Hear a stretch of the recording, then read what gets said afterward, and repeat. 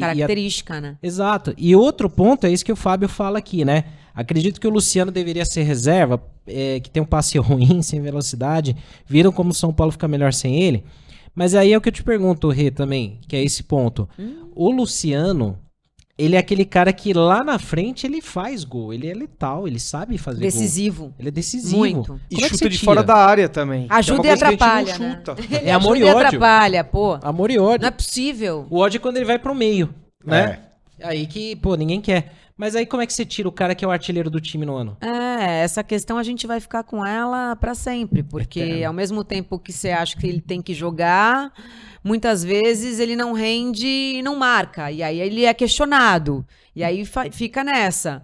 Mas é um jogador que tem uma importância muito grande também, principalmente em momentos decisivos, por isso que ele ainda tem, ele é desse tamanho, né? A gente conversou aqui, Rê, quando você não estava, da possibilidade do Zubeldia alterar a formação. Então, porra, 3 zagueiros, 3-5-2, com o Lucas no meio e o Luciano junto com o Caleri, por exemplo. Sim. Isso é uma coisa que deveria acontecer, entendeu? E aí você tem um brasileiro para você fazer essa formação, testar.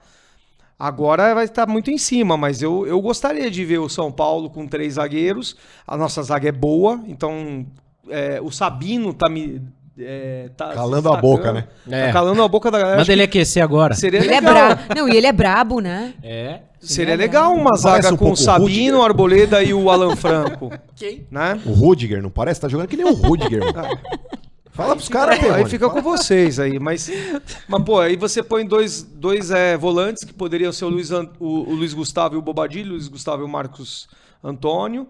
Aí você coloca o Lucas no meio e aí você coloca os dois atacantes, o Luciano e o Caleri. O Luciano às vezes recuando também, Sim. Eu né? concordo. O 3-5-2. Caleri mais pra frente. Mas na moral, isso não vai acontecer nesse momento. Não vai. Eu acho que assim, ó, quando o São Paulo tá jogando e tá conseguindo vencer, tá conseguindo, né, convencer, vence e convence também, essa perspectiva de mudar um cenário hoje, o esquema tático, talvez pro ano que vem, o Campeonato Paulista com pré-temporada, porque isso demanda você ter treinamento e entrosamento. Quando E você não é a muda, do Zubeldia o 3-5-2, não é. Ele É, nunca e eu- treinou 3-5-2 nos clubes dele. E eu Nunca não, mas poucas vezes. Eu não curto, assim, ficar mudando.